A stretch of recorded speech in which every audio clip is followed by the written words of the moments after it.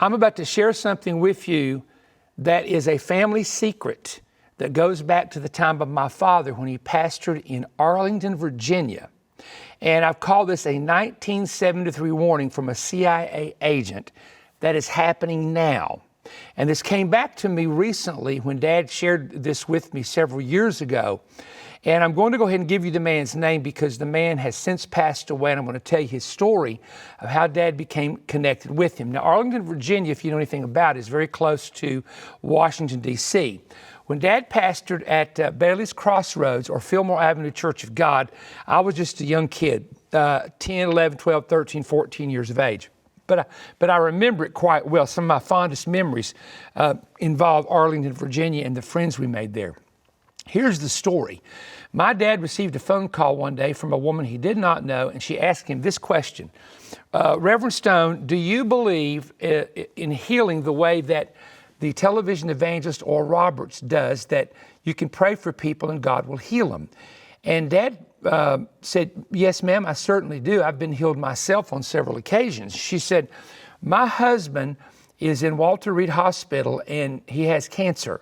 And I would like for you to visit him and go pray for him. And all she said was he has a job with the government. Now, honestly, his own wife did not know everything that he did. So Dad goes and visits this man, and his name is Bill Hall, William Hall, and I only have one picture of him somewhere. Maybe if we can find it, we'll put it up. And so Dad ministered to Bill and told him about healing. Bill was not an active Christian at that time, and God touched the man's body. And it was so amazing to him that he and his entire family started coming to my dad's church in Arlington, Virginia.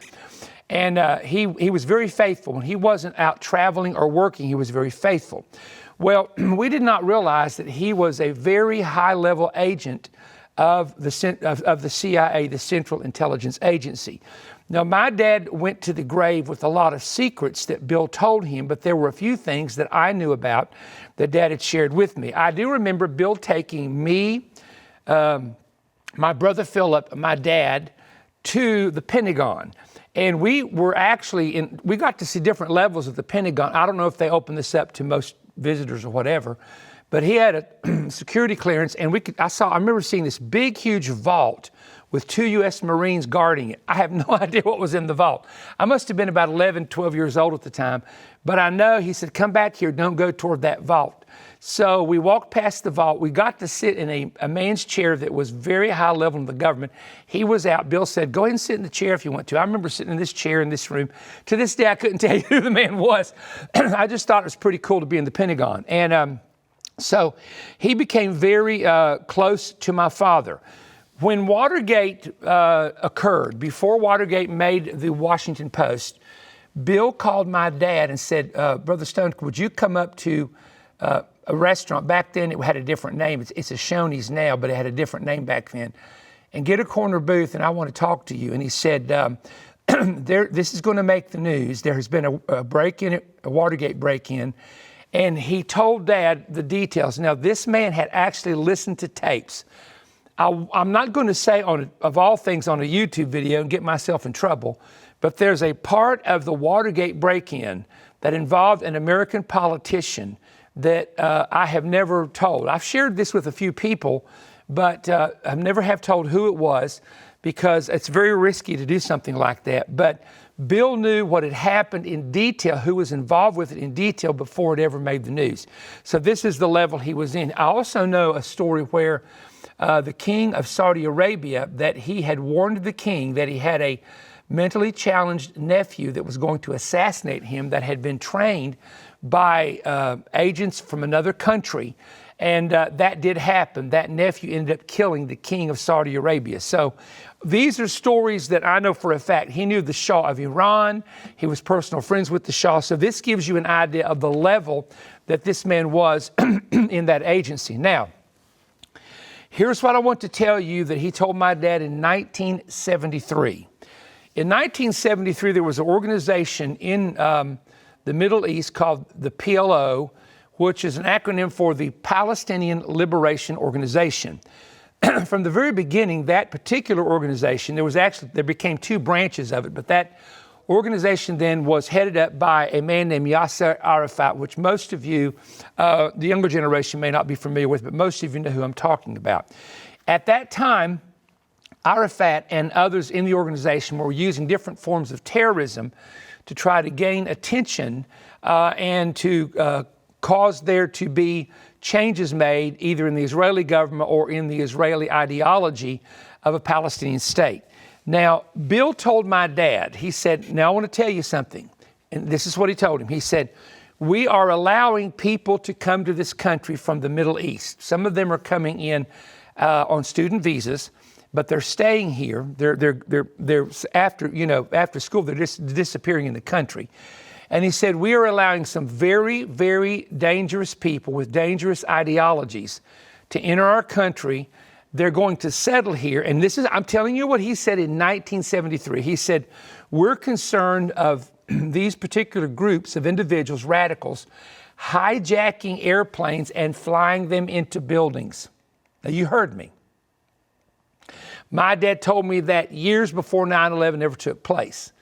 So the Central Intelligence Agency leadership that knew the Middle East, such as Bill, that were connected to the Middle East, were very, very familiar with the ideology of the radical groups that were out there in the Middle East, and also were concerned, and apparently they picked up some information about the possibility of that taking place, which that did happen on 9/11.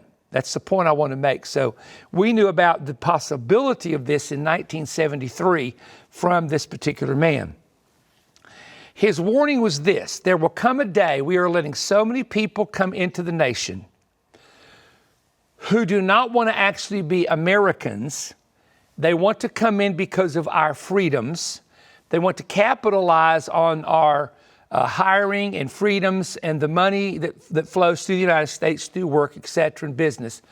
But they are radicalized individuals. And he said this: you will see cities in the future in the United States where this particular group, and there will be many radicals among them, will take over the mayors, the citizenship, the police department, the city council, the school board of entire cities. Now, let me say this. That has already happened in the United States. And when you have Christians that, because they want to pray, because a mosque in a city will pray 5 times a day, so they say, look, if they can do it, we can do it. But the Christian group starts to set up prayer the same way, and then they get in trouble by the mayor and they get arrested. I mean, we're seeing people being arrested in the United States who have a counter belief to these people in these major cities. And there are the state of Michigan, like say Michigan, Pennsylvania, parts of Texas, where what we're seeing take place is exactly what Bill Hall of the Central Intelligence Agency warned my dad of in 1973. It was around 73 and 74, about the time that Nixon was in office. And he basically said, we have stupid leaders. We have people that are just letting anything go and everything go, and they're not vetting the people carefully enough who come to the United States. And so this is happening now. And when you see, I'm just going to say this one statement to you. I want you to watch, and I want you to pay attention, and I want you to just check out what's happening in London. And you see a political-religious uprising taking place with people from the Middle East in London.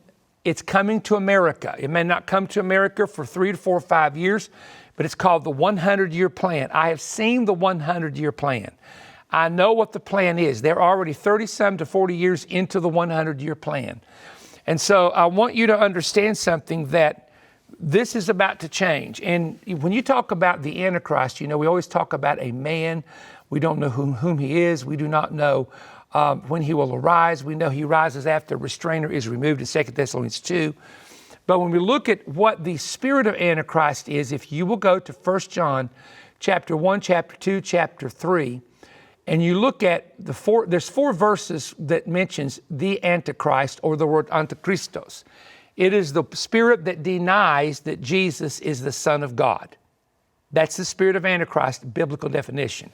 So when a major world religion says that God has no son and Jesus is not the Son of God, you are seeing what we call, or what John would have called New Testament, the spirit of the Antichrist. And we're not going to get into the debate of how we prove that Jesus is whom he says he is, and the idea of the biblical ideology of theology, I should say, of him being the Son of God. That's not what this is about. But I want to tell you that what this man said, actually, what before Watergate ever hit the news, he said Nixon will resign because if the truth was known about the other party and what they did and how they were aligning with communism, it would destroy the party. Well, it wouldn't destroy the party today, that opposite party, the opposite of Nixon's party. It wouldn't destroy them today because they're accepting it completely in the United States right now, 100%. It didn't work in Russia, and it didn't work in, you can see the bondage that the Chinese people are under because of this system called communism. Some call it democratic socialism, but you can see it just does not work in other countries. But somehow we've got this bright idea that we need it here. So that's your argument. That's your opinion. You have to feel what you feel about that issue. I'm just here to kind of report and give you some very interesting content on it's happening now. If you like these stories that we present to you, hit that thumbs up button once and subscribe to our channel. And don't forget the Prophetic Alert book that is now available. And we're going to bring you a lot of different YouTube videos from time to time. And want you to follow us very carefully. We have some very interesting subjects, content that is coming up in the very, very near future. Thank you. Perry Stone is now making available his new landmark book, Prophetic Alert. Stunning new insights reveal what is coming soon, which explores and explains numerous, often unknown and untaught prophetic triggers that will lead to the rapture and the future Great Tribulation. Here are some of the 20 chapters. Ezekiel's war and the rapture link. The confusion over who is Gog of Magog. God versus Gog. Big hooks in little jaws. How can the Antichrist overpower a militarily armed Israel? Iran, land of the assassins and the gate of the gods. The spirit of Cain in the land of the east. Satan's main principality ruling in Middle East nations. The coming angelic cosmic wrestling match. Why do many Muslims dislike the Jews and Israel? The prophetic vision of the serpent in Gaza. When the abyss releases the destroying angel. Kings of the East and 1.5 billion Hindus in prophecy. When a dead head rises again. God's 4 weapons of destruction that are coming. Does the Bible hint at a nuclear war? You will learn great prophetic insight from these chapters and more. When you order the Prophetic Alert book with your gift of $25 or more, Perry will also select and include in this offer a mystery CD, a surprise audio message on CD. To order, visit perrystone.org or call toll-free 1-888-21-BREAD. That's 1-888-212-7323, or write to Perry Stone, P.O. Box 3595, Cleveland, Tennessee 37320. When writing, include your payment and offer number AB151. This is a very timely and important prophetic read for every Christian and all who love Bible prophecy. Your purchase is what helps keep Manifest on the air worldwide. We look forward to hearing from you soon. Searching for a message that inspires and uplifts, delivered precisely when you need it? Perry Stone offers immediate access to a vast collection of teachings grounded in God's Word.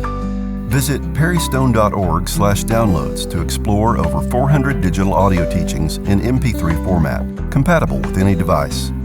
Simply select your teaching, complete your purchase, and receive an instant download link, both on the checkout page and via email. Click Save As to store it securely, ensuring unrestricted access whenever you need it. For those who prefer video, perrystone.tv provides a dedicated video-on-demand platform featuring the latest conferences, teaching series, and Perry Stone's current Manifest messages, all available instantly. This direct approach eliminates shipping fees and delays, especially beneficial for international audiences as it bypasses prolonged transit times. Plus, when making international purchases, your payment card automatically converts foreign currencies to your home currency using the exchange rate provided by the payment network, simplifying the transaction process. Whether audio or video, it's a timely, impactful word, ready whenever you are.